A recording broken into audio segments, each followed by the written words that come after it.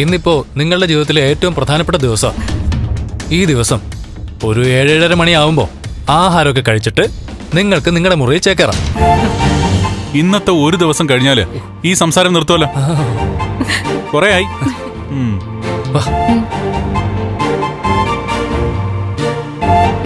ഞങ്ങള് പോയപ്പോ രണ്ടാളും കൂടെ ഇവിടെ എന്തൊക്കെ പണി ഒപ്പിച്ചെന്നാ തോന്നുന്നത് അല്ലേ?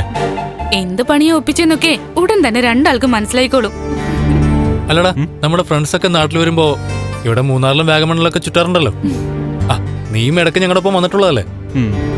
അന്നൊക്കെ നമ്മൾ എല്ലാരും പറഞ്ഞിട്ടുണ്ട് ഇവിടെ ഒരു റിസോർട്ടോ അല്ലെങ്കിൽ ഗസ്റ്റ് ഹൗസ് പോലെ 1-2 വീടുകൾ കെട്ടിയിടണമെന്ന്. അതൊക്കെ പറച്ചിൽ ഒതുങ്ങായിരുന്നു. ആരും ഒന്നും ഇതുവരെ ചെയ്തിട്ടില്ല. പക്ഷേ ഇന്നത്തെ നമ്മുടെ ഈ എൻജോയ്മെന്റിന് ശേഷം ഇനി ആ തീരുമാനം അധികം നീട്ടിവെക്കാൻ പാടില്ല എന്നൊരു തോന്നൽ. എനിക്കത് തോന്നാതിരുന്നില്ല. നല്ലൊരു സ്ഥലം നോക്കി വെച്ചോ. കൺസ്ട്രക്ഷനൊക്കെ ഞങ്ങളുടെ കമ്പനി നല്ല നടത്തിക്കോളും. അങ്ങനെയെങ്കിൽ സ്ഥലം ഞങ്ങളുടെ വക. അതെ, കെട്ടിടം കണ്ണട്ടന്റെ വക. ആയിക്കോട്ടെ. അങ്ങനെയെങ്കിൽ ഇടയ്ക്കൊക്കെ നമുക്ക് ഇവിടെ ഒന്ന് താമസിക്കാമല്ലോ. സ്വന്തം വീട്ടിൽ താമസിച്ച് പാചകമൊക്കെ ചെയ്ത് കുറച്ചു ദിവസം കഴിഞ്ഞിട്ട് തിരികെ പോവാം.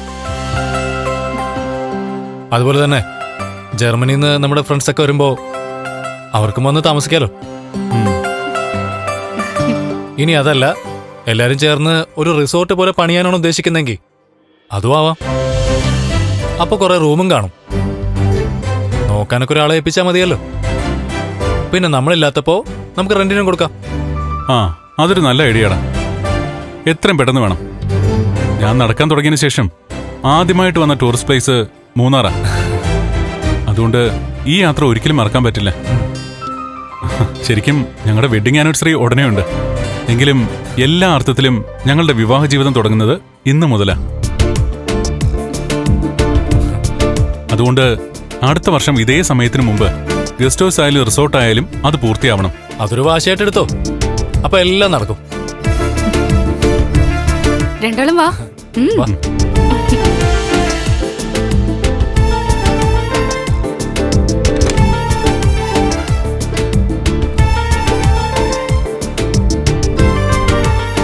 രണ്ടാളും ഐശ്വര്യമായിട്ട് ഇങ്ങോട്ടേക്ക് കയറി വാ.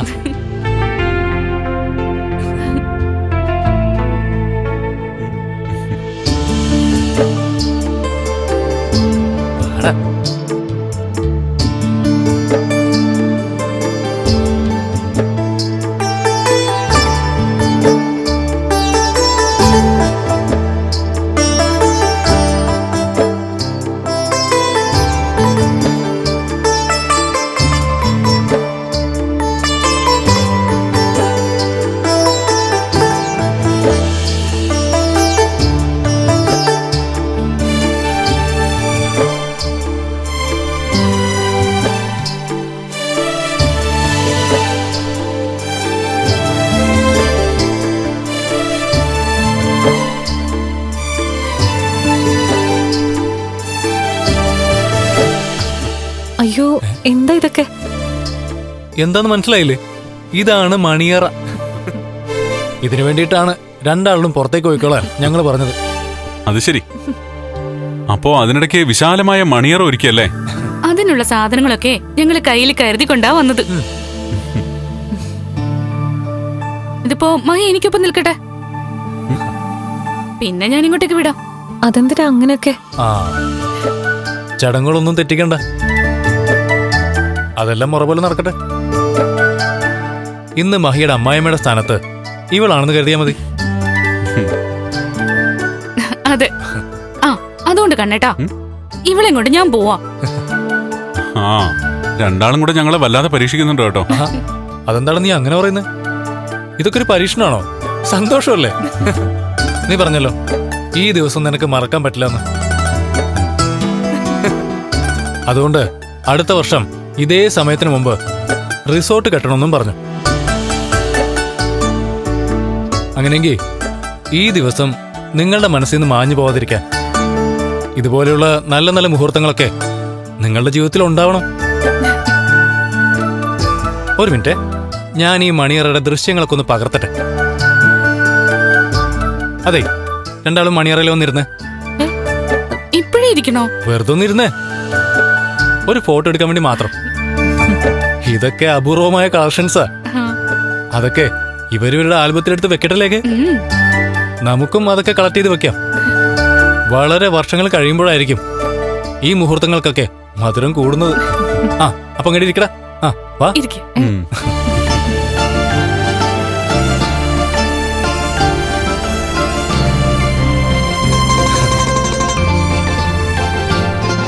രണ്ടുപേരും ചേർന്നിരുന്നേ. ചേർത്ത് പിടിക്ക്.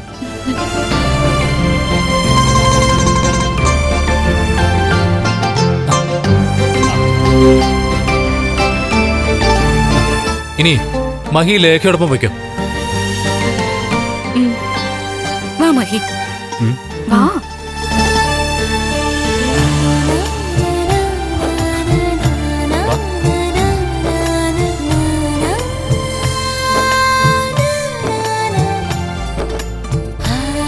എടാ, മഹാലക്ഷ്മി എന്ന നിന്റെ ഭാര്യ ഏറ്റവും കൂടുതൽ സന്തോഷിക്കുന്ന നിമിഷങ്ങളാണ് കടന്നുപോയിക്കൊണ്ടിരിക്കുന്നത്. നിന്റെ ജീവിതത്തിലേക്ക് വന്നപ്പോൾ തന്നെ നിനക്ക് കുറച്ച് പോരായ്മകളൊക്കെ ഉണ്ടെങ്കിലും മഹി ഹാപ്പിയായിരുന്നു. കാരണം അയാളുടെ രണ്ടാനച്ഛൻ്റെയും അയാളുടെ അമ്മയുടെയും പിന്നെ അനിയത്തിയുടെയും പീഡനങ്ങൾ ഏറ്റുവാങ്ങി സഹി കെട്ടൊരു ജീവിതമായിരുന്നു അവളുടെ ബാല്യവും കൗമാരങ്ങളൊക്കെ. അതിന്നൊരു മോചനം കിട്ടിയത് നിന്റെ ഭാര്യയതിനു ശേഷം. ഇപ്പൊ എല്ലാ അർത്ഥത്തിലും അവളുടെ പ്രതീക്ഷകൾക്കപ്പുറം നിങ്ങളുടെ ജീവിതം വളർന്നുകൊണ്ടിരിക്കുന്നത്. ആ സമയത്ത് നടന്ന എല്ലാ പ്രധാനപ്പെട്ട സംഭവങ്ങളും നമ്മൾ പകർത്തി വെക്കണോടാ. ഇനി എന്റെയും ലേഖയെക്കാളും നല്ലൊരു ലൈഫാണ് നിങ്ങൾക്ക് രണ്ടാൾക്കും വന്നു ചേരാൻ പോകുന്നത്. നിങ്ങളുടെ കൂടിച്ചേരലിലൂടെ നാളെ നിങ്ങൾക്കൊരു കുഞ്ഞ് ജനിക്കും. എനിക്കും ലേഖയ്ക്കുണ്ടായ നിർഭാഗ്യം നിങ്ങളെ തേടി വരില്ല. എടാ, അതോടെ ഈ ലോകത്തിലെ ഏറ്റവും ഹാപ്പിയായ ദമ്പതികളായിരിക്കും നിങ്ങള്. നാളെക്കുറിച്ച് കൂടുതലൊന്നും പറയണ്ട. ഒരുപാട് മോഹിച്ചാല് പ്രതീക്ഷിച്ചാല് ചിലപ്പോ അതൊന്നും നടക്കണമെന്നില്ല. നടക്കൂടാ. കാരണം നിങ്ങളുടെ രണ്ടാളുടെയും കഴിഞ്ഞ കാലം അത്രത്തോളം വേദന നിറഞ്ഞതായിരുന്നു. അതുകൊണ്ട് അതിൻ്റെ ഇരട്ടി ഇനി നിങ്ങളുടെ ജീവിതത്തിൽ ഗുണവും സന്തോഷം ഉണ്ടാവും. എല്ലാം ഉണ്ടാവും. ഉണ്ടാവണം. എന്നാലും ഇത്രയും നല്ലൊരു മണിയറ നീ ലേഖയും കൂടെ ഒരുക്കുമെന്ന് ഞങ്ങൾ സ്വപ്നത്തിൽ പോലും വിചാരിച്ചില്ലേ. അതൊക്കെ മനസ്സിൽ കണ്ടിട്ടല്ലടാ ഈ യാത്ര ഞങ്ങൾ പ്ലാൻ ചെയ്തത്. ആ മാർക്കോയും ലോപ്പസും ഉണ്ടായിരുന്നെങ്കിൽ ഇന്നത്തെ ദിവസം രാത്രിയിൽ ഒരു കേക്ക് കൂടി കട്ട് ചെയ്യായിരുന്നു. ഇപ്പൊ അത് വേണ്ട.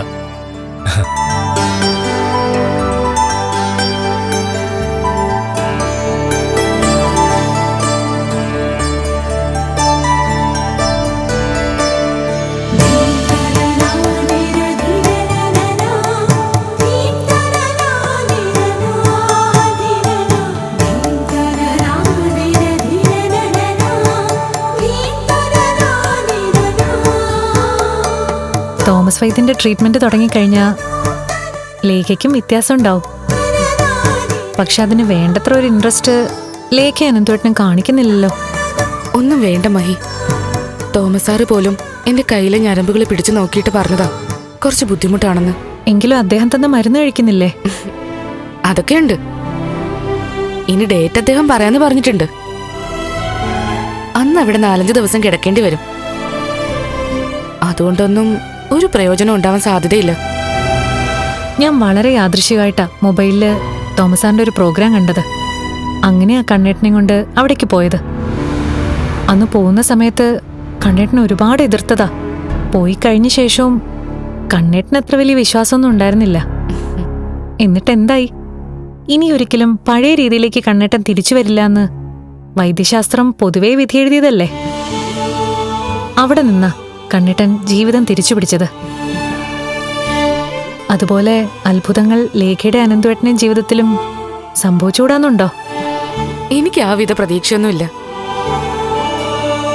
ഞാനും അനന്തവേട്ടനും കാത്തിരിക്കുന്നത് ഇനി മഹിയുടെയും കണ്ണേട്ടന്റെയും കുഞ്ഞിന് വേണ്ടിയാ. മറ്റു കുഴപ്പങ്ങളൊന്നും ഇല്ലെങ്കിൽ അധികം വൈകാതെ മഹി ഞങ്ങളെയൊക്കെ സന്തോഷമുള്ളൊരു വാർത്ത കേൾപ്പിക്കും. ഇത്രയും കിട്ടിയതിന് തന്നെ ഞാൻ ദൈവത്തോട് നന്ദിയുള്ളവളാ. എല്ലാവർക്കും എന്തെങ്കിലുമൊക്കെ ദുഃഖം ദൈവം കൊടുക്കുമല്ലോ ലേഖേ. അനന്തേട്ടനൊത്തുള്ള ജീവിതത്തില് ഞാൻ സാറ്റിസ്ഫൈഡാ. അതുകൊണ്ട് കുഞ്ഞില്ല എന്നൊരു പോരായ്മ എന്നെ അലട്ടാറില്ല. അതിനുള്ള അവസരം അനന്തേട്ടൻ തരാറില്ല. എപ്പോഴും എന്നെ എൻഗേജ്ഡ് ആക്കിക്കൊണ്ടിരിക്കും. അല്ലെങ്കിൽ ആളെപ്പോഴും എന്റെ കൂടെ തന്നെ ഉണ്ടാവും. അത് നാട്ടിലായാലും വിദേശത്തായാലും അങ്ങനെ തന്നെ. അതുകൊണ്ട് ഞാനൊന്നും അറിയാറില്ല. അങ്ങനൊരാളെ കൂട്ടിന് കിട്ടുന്നതേ മഹാഭാഗ്യ. അതെ, ഒരിക്കതൊക്കെ മതി. ഞാൻ കല്യാണ പെണ്ണൊന്നും അല്ല. ആ, ഒന്ന് എഴുന്നേറ്റ്.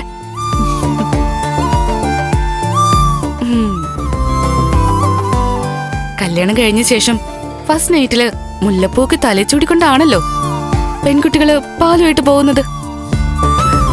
അതാണല്ലോ ചടങ്ങ്. ഇന്ന് അങ്ങനെ ഒരു ദിവസമാണല്ലോ. അതുകൊണ്ട് മഹി കല്യാണ പെണ്ണ് തന്നെയാ. വാ.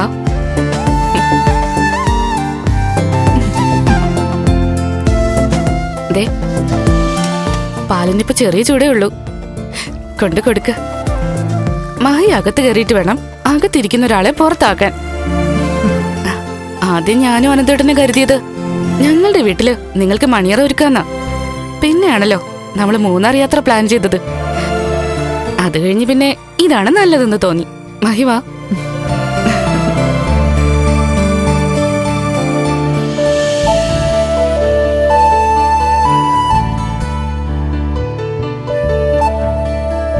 ഇന്നത്തെ ദിവസം ഏറ്റവും കൂടുതൽ സന്തോഷിക്കുന്ന രണ്ടുപേരുണ്ട്. വേറെ ആരുമല്ല, നിന്റെ അച്ഛനും അമ്മയും. അതെ, എന്റെ നിഴലായി അവരുണ്ട്. ചില സമയത്തൊക്കെ ഞാൻ വിഷമിക്കുമ്പോൾ അന്നത്തെ രാത്രി സ്വപ്നത്തില് രണ്ടുപേരും പ്രത്യക്ഷപ്പെടാറുണ്ട്. അമ്മ എന്നെ ചെറുതായിട്ട് തലോടി പോകുന്നതായിട്ട് സ്വപ്നം കാണാറുണ്ട്.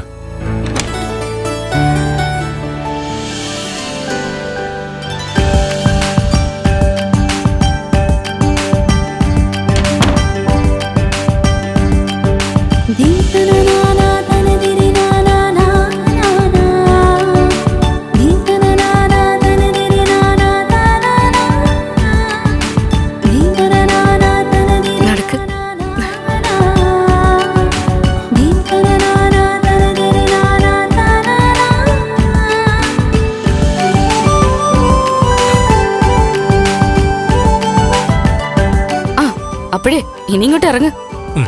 ഇത് ഭാര്യയ്ക്കും ഭർത്താവിന് വേണ്ടി ദൈവം അനുവദിച്ചു കൊടുത്ത സമയം. ഞാൻ നിൽക്കുന്നുണ്ടല്ലേ പുതുപ്പെണ്ണ പാലൊക്കെ ആയിട്ട്. നന്നായിട്ട് ഒരുക്കിയിട്ടുണ്ടല്ലോ. അങ്ങനെ വേണ്ടേ? മുല്ലപ്പൂക്ക് ചൂടി വേണ്ടേ ഫസ്റ്റ് നൈറ്റിൽ ഭർത്താവിന്റെ അടുത്തേക്ക് ഭാര്യ വരാൻ? അപ്പോഴേ വാ മഹി, ഡോറന്ന് കുറ്റിയിട്ടേക്കണേ. വാ.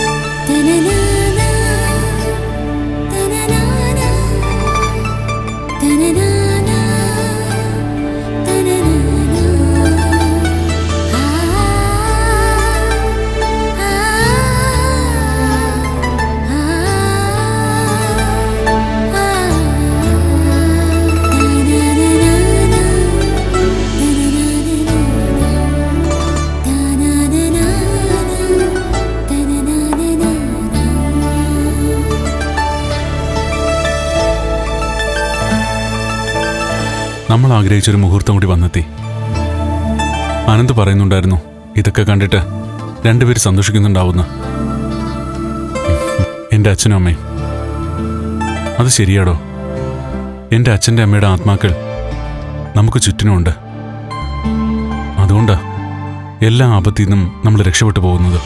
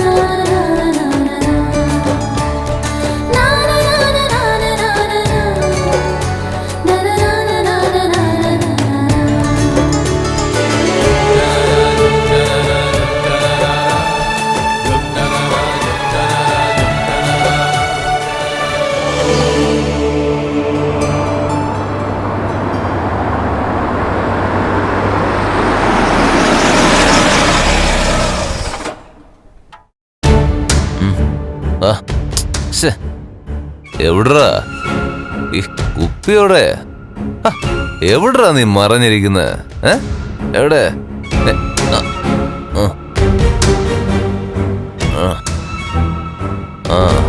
ഇവിടെ ഉണ്ടായിരുന്നു. മിടുക്കൻ. കുപ്പി വന്നു, കുപ്പി വന്നു.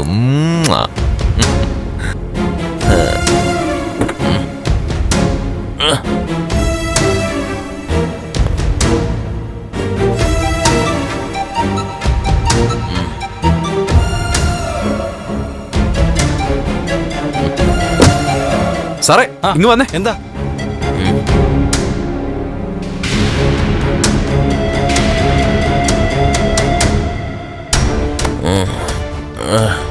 താൻ പോയിന്ന് പിടിക്ക്.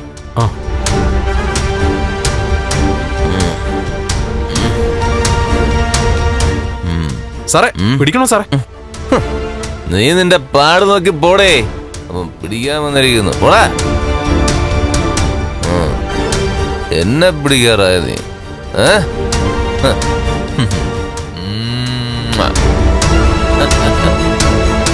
നീ എന്റെ മുത്താടാ മോനെ, മുത്ത്. എന്തൊക്കെ പറഞ്ഞാലും നീ എത്തേണ്ട അടുത്ത് എന്നെ എത്തിക്കും. അയാൾക്ക് കാൽ ഉറക്കുന്നില്ല സാറേ, എന്നിട്ടും എന്നെ ഓടിച്ചു കളഞ്ഞു. നീ വെറുതെ ഇടയാനൊന്നും നിൽക്കണ്ട. അയാൾ എങ്ങനെയെങ്കിലും നടന്ന് മുറിയിലോട്ട് പോട്ടെ. വേറെ ഏതെങ്കിലും മുറി ചെന്ന് കയറുമെന്നായി എന്റെ പേടി. എങ്കിലാകെ കുളമാവും. അങ്ങനെ ചില കുടിയന്മാര് ഇതിനു മുമ്പ് വേറെ മുറി പോയി തട്ടി പിടിച്ചിട്ടുണ്ടല്ലോ. എന്താടാ നീ എന്തോന്നും മിണ്ടാ നിൽക്കുന്നത്?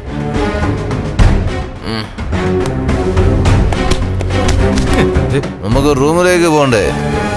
അയ്യോ, ഛേ, കഷ്ടം. 1-2 VIPs വരാനുള്ളതാ. അവരൊക്കെ വരുമ്പോ ഈ ഷോയാണ് കാണുന്നതെങ്കിൽ അത് നമ്മുടെ ഹോട്ടലിനെയാ ബാധിക്കുന്നത്.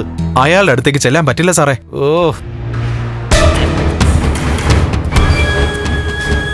എടാ മാർഗോ, നിന്നെ എനിക്ക് പുല്ലാടാ, പുല്ല്. നീ എന്റെ അടുത്തേക്ക് വന്നല്ലേ, നിന്നെ ഞാൻ പിച്ചി ചീന്തി പട്ടിക്ക് ഇട്ട് കൊടുക്കൂടാ. എല്ലാത്തിനെയും ഞാൻ ശരിയാക്കൂടാ. ഒരുത്തനെ ഞാൻ ജീവിക്കാൻ സമ്മതിക്കത്തില്ല. അവന്മാരെന്നോടാ കളി.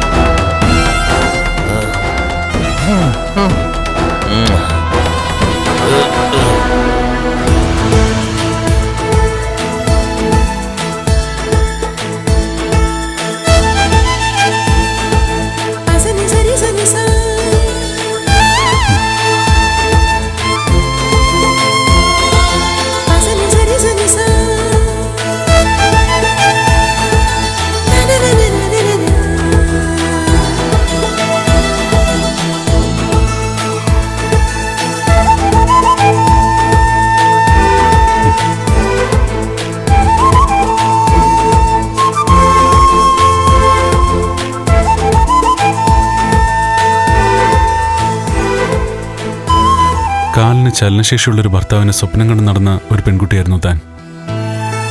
എന്നാ വിധി അതിലേക്കല്ല തന്നെ നയിച്ചത്. ഇപ്പതേ താൻ ആഗ്രഹിച്ച പോലെ ഒരാളുടെ അരികിലായിരിക്കുന്നത്.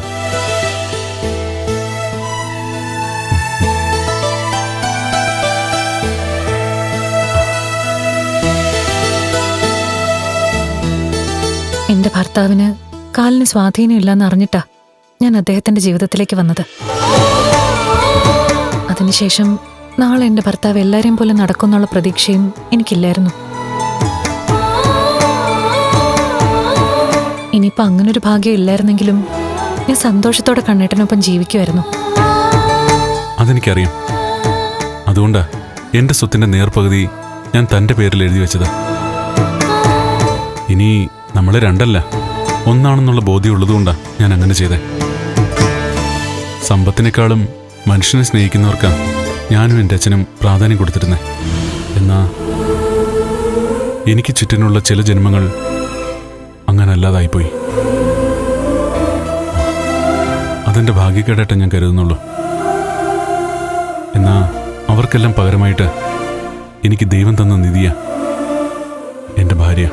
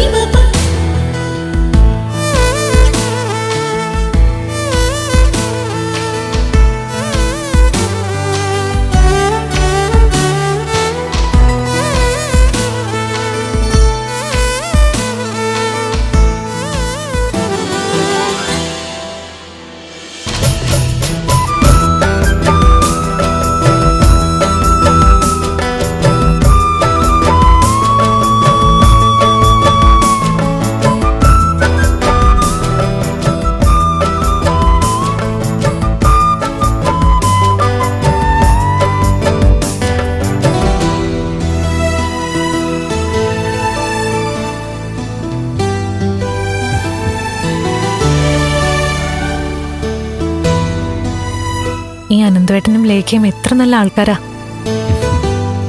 ഇങ്ങനൊരു കൂട്ടുകാരനെയും ഭാര്യയും കിട്ടാൻ മഹാഭാഗ്യം ചെയ്യണം കണ്ണേട്ടാ. അതെ, താൻ എൻ്റെ ജീവിതത്തിലേക്ക് വരുന്നതിന് മുമ്പേ എൻ്റെ ബലം അവന് ലേഖയായിരുന്നു. പിന്നെ ഇതുപോലെ എന്നെ സ്നേഹിക്കുന്ന കുറെ കൂട്ടുകാരുണ്ട്. അവരൊന്നും നാട്ടിലില്ലാന്ന് മാത്രം. നമ്മുടെ കണ്ണൊന്ന് കലങ്ങിയ, നെഞ്ചൊന്ന് പിടഞ്ഞാൽ നമുക്കൊപ്പം, അല്ലെങ്കിൽ നമ്മളെക്കാൾ ഏറെ വേദനിക്കുന്ന ആൾക്കാരാ അവര്. അവരിപ്പം നമ്മുടെ കൂടിച്ചേരലിലൂടെ മറ്റൊന്നുകൂടി പ്രതീക്ഷിക്കുന്നുണ്ട്. എന്താന്നറിയാമോ? എന്താ? ഈ ചോദ്യത്തിന് പെട്ടെന്നൊരു മറുപടിയാണ് പ്രതീക്ഷിച്ചത്. എന്നിട്ട് എന്താന്ന് എന്നോട് ചോദിക്കുക. ലേഖ അമ്മയാകില്ലെന്ന് അവളും അനന്തവും ഏതാണ്ട് ഉറപ്പിച്ച മട്ട. ഇനി നമുക്ക് ജനിക്കുന്ന കുഞ്ഞിനെ കാണാനും ലാളിക്കാനും അവരൊരുപാട് ആഗ്രഹിക്കുന്നുണ്ട്. അതിലേക്കുള്ള യാത്ര ഇനി ദീർഘിപ്പിക്കാൻ പാടില്ല. നമ്മുടെ അവകാശിയായിട്ട് അനന്തുവിൻ്റെ ലേഖയുടെയും അതുപോലെ തന്നെ ജീവനായി കരുതുന്ന തൻ്റെ അമ്മയുടെയും വാത്സല്യം ഏറ്റുവാങ്ങാനായിട്ട് ഒരാൾ നമുക്കിടയിലേക്ക് വരണം. നമ്മുടെ ഒരു പൊന്നോമന.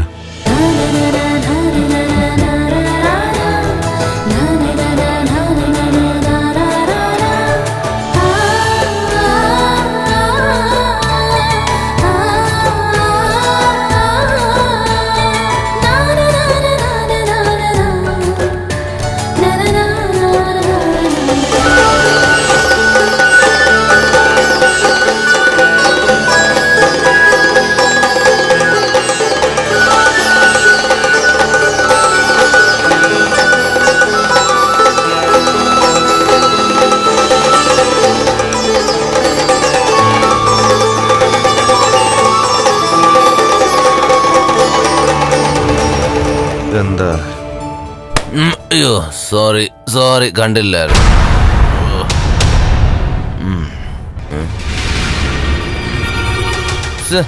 ഇതിലേത് എൻ്റെ റൂം? ഇതാണ്. ഇതല്ല. ഓ ഇതാണ്.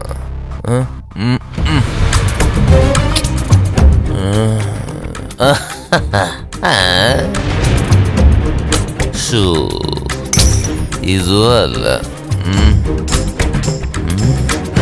എന്റെ റൂം എവിടെ പോയി? റൂം ഇവിടെ നിന്ന് പോയ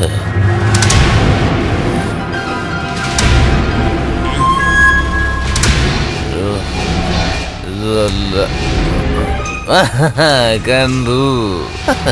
എന്നെ മദ്യം കീഴടക്കിയില്ല എന്ന് എനിക്ക് ബോധ്യപ്പെട്ടിരിക്കുന്നു. റൂമേ തുറക്കെന്റെ റൂമേ. താക്കോല്.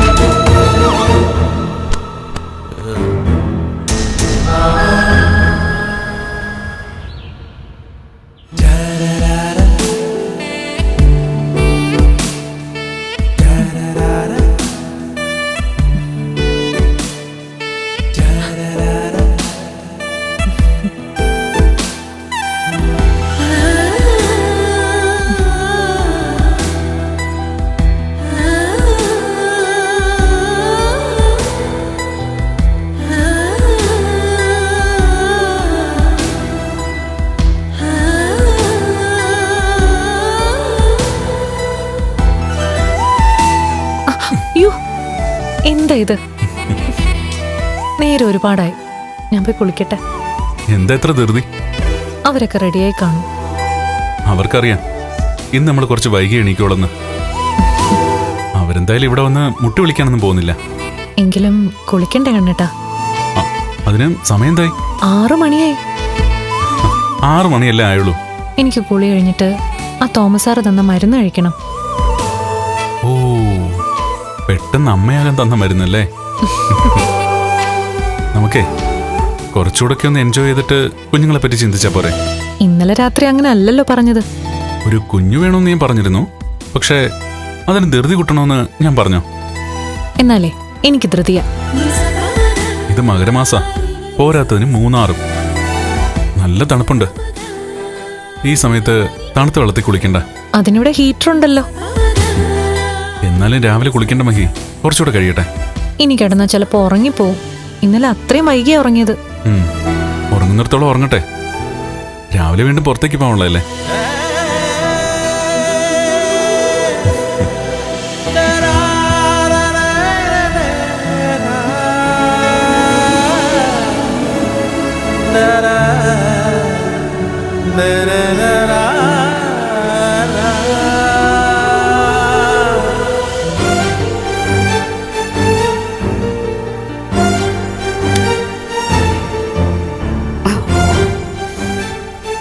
രണ്ടാളും ഉണർന്നു കാണോ?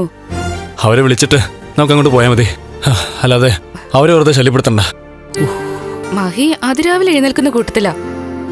അങ്ങനെ ഒരു സ്വഭാവമില്ലാത്തത് എന്റെ ഭാര്യക്കല്ലേ? നമ്മള് വൈകി ഉറങ്ങിയിട്ട് വൈകി എഴുന്നേൽക്കുന്നവരാ. അവരങ്ങനല്ല. കണ്ണേട്ടനൊക്കെ കൃത്യസമയത്ത് ഉറങ്ങുന്ന കൂട്ടത്തില. അത് ശരിയാ.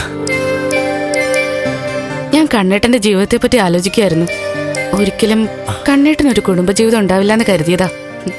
എത്ര പെട്ടെന്നാ അതൊക്കെ മാറി മറിഞ്ഞത്. അവന്റെ മനസ്സ് അത്രയ്ക്ക് നല്ലതല്ലേക്കെ. അവൻ ശരിക്കും എനിക്കൊരു സുഹൃത്താണെന്ന് തോന്നിയിട്ടേ ഇല്ല. അവനെ പരിചയപ്പെട്ട നാൾ മുതൽ അവനെ ഞാൻ എൻ്റെ ഒരു കൂടപ്പിറപ്പായിട്ട് കണ്ടിട്ടുള്ളൂ. അവൻ്റെ അച്ഛനമ്മയും അങ്ങനെ തന്നെയായിരുന്നു. എന്നെ ഒരു മോനെ പോലെയാ അവന് സ്നേഹിച്ചത്. ഇപ്പൊ മഹിയുടെ കാര്യവും അങ്ങനെ തന്നെ. അനന്തേട്ട അനന്തേട്ടനെ കണ്ണേട്ടൻ എങ്ങനെയാണോ അതുപോലെ തന്നെയാ മഹി എനിക്കും. അതുകൊണ്ടിപ്പോ എന്താ സംഭവിച്ചത്? ജർമ്മനിയിലേക്ക് തിരിച്ചു പോകേണ്ട നമ്മൾ മാസങ്ങളായിട്ട് ഇവിടെ തന്നെ തങ്ങുക. അങ്ങോട്ട് പോയിട്ട് എന്താ കാര്യം? അവിടെ അനന്തേട്ടന്റെ സുഹൃത്തുക്കളുടെ കുഞ്ഞുങ്ങളെ നമുക്ക് ലാളിക്കാൻ പറ്റും. പക്ഷെ എന്തോ കണ്ണേട്ടന്റെ മഹിയുടെയും കൂടെ ചിലവഴിക്കുന്ന നിമിഷങ്ങളുണ്ടല്ലോ, അതൊരു പ്രത്യേക വൈബ് തന്നെയാ. എനിക്കും തിരിച്ചു പോകാൻ തോന്നണില്ല. ഇനി കണ്ണേട്ടനെ മഹിയും കൊണ്ട് നമുക്ക് അങ്ങോട്ട് പോവാം. കണ്ണേട്ടന് 2 ആഴ്ചയൊക്കെ താമസിക്കാൻ പറ്റത്തുള്ളൂ എന്നാ പറയുന്നത്. എങ്കിലും ഒരു 1.5 മാസം അവരവിടെ പിടിച്ചു നിർത്തണം. എന്നിട്ട് നമുക്ക് അവർക്കൊപ്പം തന്നെ തിരിച്ചു വരാം. അവൻ സമ്മതിച്ചാ കൊള്ളാം. എങ്ങനെയെങ്കിലും സമ്മതിപ്പിക്കണം. മഹിയെ പോലെ നല്ലൊരു കൂട്ടിനെ എനിക്ക് അവിടെയും കിട്ടിയിട്ടില്ല. ഇപ്പോ അവർക്ക് ജനിക്കാൻ പോകുന്ന കുഞ്ഞിന് വേണ്ടി കാത്തിരിക്കോ ഞാൻ. എനിക്ക് ആ ഭാഗ്യം സിദ്ധിച്ചിട്ടില്ലെങ്കിലും മഹിക്ക് ഉറപ്പായിട്ട് ഒരു കുഞ്ഞ് ജനിക്കും. ആ കുഞ്ഞ് നമ്മുടെ എല്ലാ വിരസതയും ഇനി ഇല്ലാതാക്കാൻ പോകുന്ന. പെട്ടെന്ന് റെഡിയോ?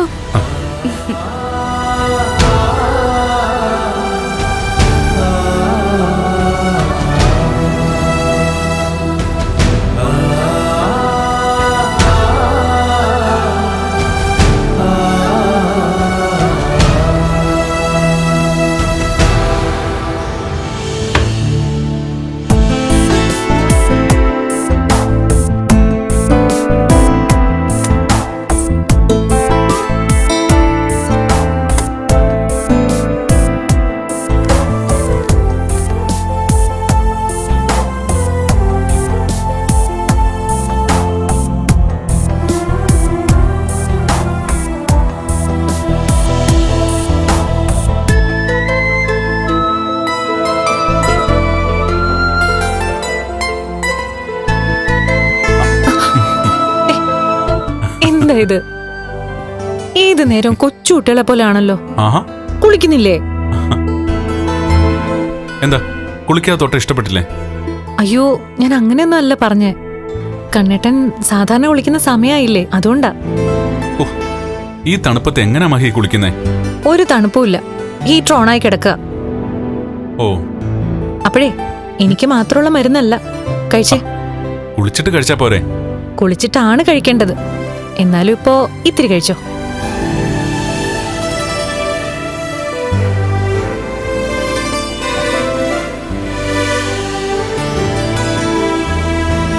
അവരിപ്പോ റെഡിയായി കാണും. റെസ്റ്റോറന്റിൽ നിന്ന് ഫുഡ് കഴിച്ചിട്ട് വേണം നമുക്ക് പുറത്തു പോവാൻ. തന്നെ പോലെ അതിരാവിലെ ചാടി എഴുന്നേക്കുന്ന ശീലമൊന്നും അവർക്കില്ല. ലേഖയൊക്കെ 7 മണി കഴിഞ്ഞേ എഴുന്നേക്കാറുള്ളൂ. ഇന്ന് ഞാൻ 6 മണിക്കല്ലേ കണ്ണേട്ട എഴുന്നേറ്റത്. അത് കഴിഞ്ഞ് കുറച്ചു സമയം കൂടെ നമ്മൾ കിടന്നല്ലോ. സാധാരണ വീട്ടിൽ വെച്ച് 4-4:30 ആകുമ്പോൾ എഴുന്നേക്കത്തില്ലേ?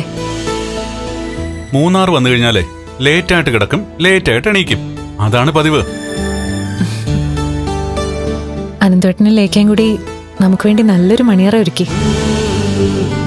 രാത്രിയിൽ ചടങ്ങൊന്നും തെറ്റിക്കാതെ എന്റെ കയ്യിൽ പാലും തന്നുവിട്ടു. ഇനിയിപ്പോ അവർക്ക് വേണ്ടി കുറച്ച് സമയം നമ്മൾ മാറ്റിവെക്കണം. നമ്മളുമായിട്ട് പുറത്ത് കറങ്ങാനാ അവര് വന്നത്. അവരുടെ ഹണിമൂണൊക്കെ കഴിഞ്ഞതാ. ലേഖയെ കല്യാണം കഴിച്ച ശേഷം അവൻ ആദ്യം പോകുന്നത് കൊടൈക്കനാലിലേക്കാ. അത് കഴിഞ്ഞ് മൂന്നാറില് ഞങ്ങൾ എല്ലാരും ഒത്തുകൂടി. അന്ന് അവന്റെ കല്യാണത്തിന് എല്ലാ കൂട്ടുകാരും ഉണ്ടായിരുന്നു. അവരൊക്കെ വന്നു കഴിഞ്ഞാ ഏറ്റവും കൂടുതൽ സന്തോഷിപ്പിക്കാൻ ശ്രമിക്കുന്നത് എന്നെയാ. എനിക്ക് നല്ല ഓർമ്മയുണ്ട്. അനന്തുവിന്റെ കല്യാണം കഴിഞ്ഞപ്പോ പോലും ലേഖയും അനന്തവും എന്നെ നന്നായി കെയർ ചെയ്തു. അവരുടേതൊരു പ്രേമവിവാഹ. അതറിയോ തനിക്ക്? അറിയാം. ലേഖേ എന്നോട് പറഞ്ഞിട്ടുണ്ട്. കോളേജില് നിങ്ങളുടെയൊക്കെ ജൂനിയർ ആയിട്ടാ ലേഖ പഠിച്ചതല്ലേ? അതെ. അന്നോട്ട് ഞങ്ങളുടെ സൗഹൃദത്തെ പറ്റി ലേഖയ്ക്കറിയാം. അവരിപ്പോ നമ്മുടെ കൂടെ വന്നത് നമ്മുടെ സന്തോഷം മുന്നിൽ കണ്ടിട്ടാ. അല്ലാതെ അവർക്ക് പ്രത്യേകിച്ച് പ്ലാനൊന്നുമില്ല. നമ്മൾ പറയുന്നു, അവരത് ചെയ്യുന്നു, അത്രേ ഉള്ളൂ. അങ്ങനെ അവര് നല്ല മനസ്സ് കാണിക്കുമ്പോ നമ്മളും തിരിച്ചത് വേണ്ടേ? പെട്ടെന്ന് നല്ല കുട്ടിയായിട്ട് കുളിച്ചിട്ട് വാ. ചെല് ചെല് ചെല് ചെല്. മഹി, കുറച്ചുകൂടെ കഴിയട്ടെന്നേ. ഇതുവരെ കരുതി വെച്ച സ്നേഹം എല്ലാം കൂടെ ഒരുമിച്ച് പുറത്തെടുക്കല്ലേ? നമ്മളിത് പുതുമുടിയല്ലേ എന്ന് മാത്രമല്ല, വീട്ടിൽ തിരിച്ചെത്തി കഴിഞ്ഞാ നമുക്ക് ഒരുപാട് ലിമിറ്റേഷൻസ് ഉണ്ടല്ലോ. ഇവിടെ അത് വേണ്ടല്ലോ. എന്നാലും കുട്ടി ചെല്ല് ചെല്ല് ചെല്ല് ചെല്ല്. അല്ല, അത് ഇയാളുടെ ഒരു കാര്യം.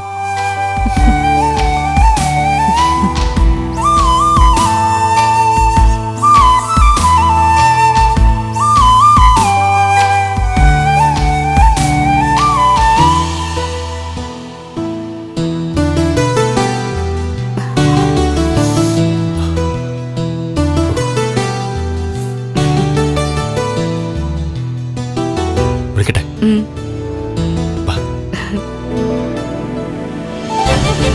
ഉം.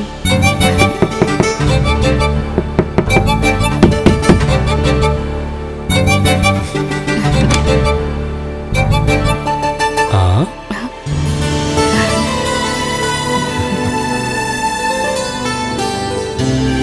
ആ ഇവരെ ശല്യം ചെയ്യണ്ടെന്ന് നമ്മൾ പറഞ്ഞു. എന്നിട്ട് ദേ രണ്ടാളും ഒരുങ്ങി നിൽക്കുമല്ലേ.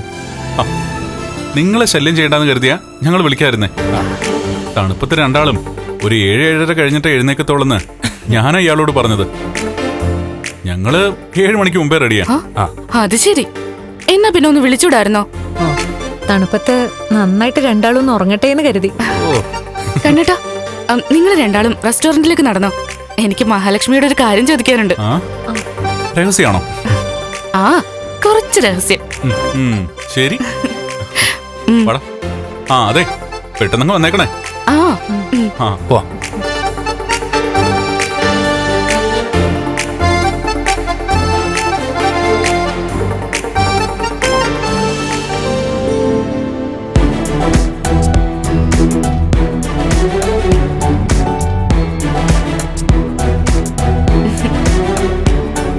എങ്ങനെയുണ്ടായിരുന്നു ഇന്നലെ? ഒന്ന് പോലേക്ക്. മണിയറ ആകെ അലങ്കോലായല്ലോ. പിന്നെ രാവിലെ തന്നെ ഇതെല്ലാം അഴിച്ചു കളഞ്ഞിടായിരുന്നോ? പോകുന്നവരെ ഇതിങ്ങനെ തന്നെ കിടക്കട്ടെ എന്ന് കണ്ണേട്ടനാ പറഞ്ഞ്. രാവിലെ തോമസ് സാർ തന്ന മരുന്ന് കഴിച്ചായിരുന്നോ? അത് പിന്നെ കഴിക്കാതിരിക്കോ? രാവിലെ കുളി കഴിഞ്ഞപ്പോ തന്നെ കഴിച്ചു. അതിന് ഫലം കാണട്ടെ. ആ, ഭക്ഷണം കഴിച്ചിട്ടേ ഇന്ന് എങ്ങോട്ടാ യാത്ര? അനന്തോട്ടനും കണ്ണേട്ടനും എങ്ങോട്ടാ പോകുന്നതെന്ന് വെച്ചാ നമുക്ക് അങ്ങോട്ടേക്ക് പോവാം. ഈ മൂന്നാറിലെ യാത്രയ്ക്ക് ഒരു സുഖമുള്ള അനുഭവം. പക്ഷേ തണുപ്പ് അത് സഹിക്കാൻ പറ്റുന്നില്ല. പിന്നെ ഇത്രയും തണുപ്പുള്ള സ്ഥലത്തേക്ക് ഞാൻ ഇന്നേ വരെ പോയിട്ടില്ല. അതിനെന്താ, ഇനി തിരിച്ചു പോയതിനു ശേഷം അടുത്ത വർഷം മഹി പറയും ഇവിടെ തന്നെ വരാന്ന്. നിങ്ങളുടെ ജീവിതത്തിലെ ഏറ്റവും നല്ല മുഹൂർത്തങ്ങളാ കടന്നു പോയത്. അതിനി ഒരിക്കലും കണ്ണേട്ടന്റെ മഹിയുടെ മനസ്സിന് പോവില്ല. ഞങ്ങളുടെ കാര്യം അങ്ങനെയൊക്കെ തന്നെയാ. ആ, എന്നാ പിന്നെ ഇനി എന്തെങ്കിലും കഴിക്കാം. കഴിക്കാം. വാ.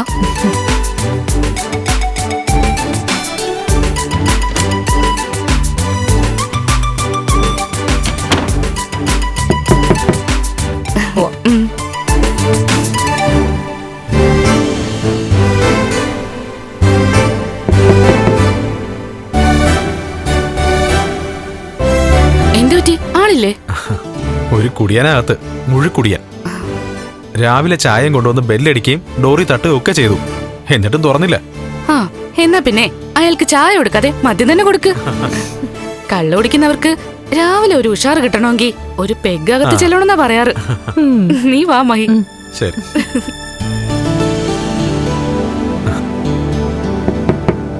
സാറേ, സാറേ, ഇയാള് ചത്തോ? ആ, എന്തെങ്കിലും ആവട്ടെ.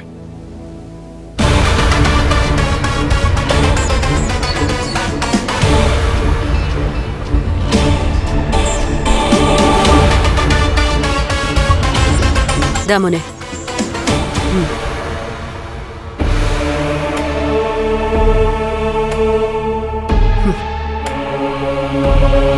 എടാ, കല്യാണം കഴിഞ്ഞ് ഒരുത്തി വീട്ടിലേക്ക് വന്നിട്ട് അവള് നേടേണ്ടതെല്ലാം നേടി. നിനക്കാണല്ലോ മോനെ ജീവിതം നഷ്ടമായത്. ഇനി അത് തിരിച്ചുപിടിക്കാൻ പ്രയാസാണമ്മേ. അങ്ങനെ തിരിച്ചുപിടിക്കണമെങ്കിൽ കരുണ ആഗ്രഹിക്കുന്ന പോലെ അവൾക്ക് അവളുടെ ചേച്ചിയുടെ മുകളിലെത്താൻ കഴിയണം. അങ്ങനെ മുകളിലെത്തണമെങ്കിൽ കണ്ണേട്ടം മരിക്കണം. എടാ, അവനെ പോലെ ഒരുത്തനെ കൊല്ലാൻ നോക്കിയിട്ട് അതിനും കഴിയുന്നില്ലല്ലോടാ. അവൻ ഓരോ ദിവസം കഴിയുന്തോറും ആയുസങ്ങ് കൂടി കൂടി വരിക.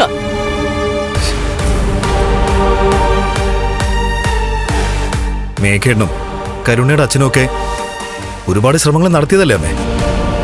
ഒന്നും നടന്നില്ല. ഇപ്പോഴാണെങ്കിൽ ആ മാർക്കോയെ പേടിച്ച് മേഘേട്ടൻ നാട് വിട്ടു പോയിരിക്കുക. എവിടെയാണെന്ന് ആർക്കും അറിയില്ല. ഇനിയിപ്പോ കണ്ണേട്ടനെ തീർക്കാൻ ഞാൻ തന്നെ മുന്നിട്ടിറങ്ങണം. എടാ, ആലോചിച്ചിട്ടൊക്കെ മതി. അവന്റെ പിന്നാലെ നടന്നവർക്കെല്ലാമേ ആപത്തുണ്ടായെന്ന് ഓർത്തോണം. അല്ല, പോയിട്ടെ കരുണ നിന്നെ വിളിക്കോ മറ്റോ ചെയ്തായിരുന്നോ? എന്നെ അവള് വിളിച്ചൊന്നുമില്ല. നീ അങ്ങോട്ട് വിളിച്ചോ? ഞാനെന്തിനാ അങ്ങോട്ട് വിളിക്കുന്നത്? വിളിച്ചാലേ അവള് മാത്രമായിരിക്കില്ല സംസാരിക്കുന്നത്. അവളെ സ്നേഹിക്കുന്ന രണ്ടെണ്ണം അവിടെ ഉണ്ട്. അവരും പറയാനുള്ളതൊക്കെ വിളിച്ചു പറയും. അതൊന്നും കേട്ടു നിൽക്കാനുള്ള സഹനശക്തി എനിക്കില്ല. എടാ മോനെ, ഞാൻ കരുണമുള്ള പോയി ഒന്ന് വിളിച്ചാലോ എന്ന് ആലോചിക്കുക. അമ്മ പോവാനോ നിൽക്കണ്ട, അവള് വരത്തില്ല. പിന്നെ അവിടെ ചെന്നിട്ട് അവളുടെ അച്ഛന്റെ മുത്തശ്ശിയുടെ വായിലിരിക്കുന്നത് എന്തിനാ കേൾക്കുന്നേ? എടാ, ആ മഹാലക്ഷ്മി അടിച്ചു പൊളിച്ച് ജീവിക്കുന്നതാ കരുണമോളുടെ സങ്കടം. കണ്ണേട്ടന് അവരെയും കൊണ്ട് എവിടെ വേണമെങ്കിലും പോവാം. അവരെ ഇട്ടുമൂടാനുള്ള പണവും ഉണ്ട്. അതാർക്ക് കൊടുക്കാനും ഇല്ല. പോരാത്തതിന് വേറൊരു കാശുകാരൻ നാട്ടിൽ വന്നിട്ടുണ്ടല്ലോ, ആനന്ദുവേട്ടനും അയാളുടെ ഭാര്യയും. അവർക്കും കുഞ്ഞുങ്ങളില്ലാത്തോണ്ട് പൈസ എന്ത് ചെയ്യണമെന്ന് പറഞ്ഞ് നടക്കുക. പിന്നെ മൂന്നാറിലെന്നല്ല, ഇന്ത്യയിലെ ആകെ മനം അവർക്ക് ചുറ്റിയടിച്ചിട്ട് വരാം. പുറം രാജ്യങ്ങളിലും പോവാം. ഇപ്പോ ജർമ്മനിയിലൊക്കെ ക്ഷണമുണ്ടല്ലോ കണ്ണേട്ടന്റെ കൂട്ടുകാരന്റെ. അനന്തുവേട്ടനും അവരെ അങ്ങോട്ട് കൊണ്ടുപോകാൻ നിൽക്കുവാണല്ലോ. മഹാലക്ഷ്മി മൂന്നാറിലേക്ക് പോയെന്നറിഞ്ഞപ്പോ ഇത്രയും പ്രശ്നങ്ങൾ ഉണ്ടാക്കുന്ന കരുണ അവള് ജർമ്മനിയിൽ പോയെന്നെങ്ങാനും അറിഞ്ഞാ ചിലപ്പോ എനിക്ക് വിഷം തന്നിരിക്കും. ഇങ്ങനൊരു ഭർത്താവ് അവൾക്ക് വേണ്ടാന്ന് അവൾ അങ്ങ് തീരുമാനിക്കും.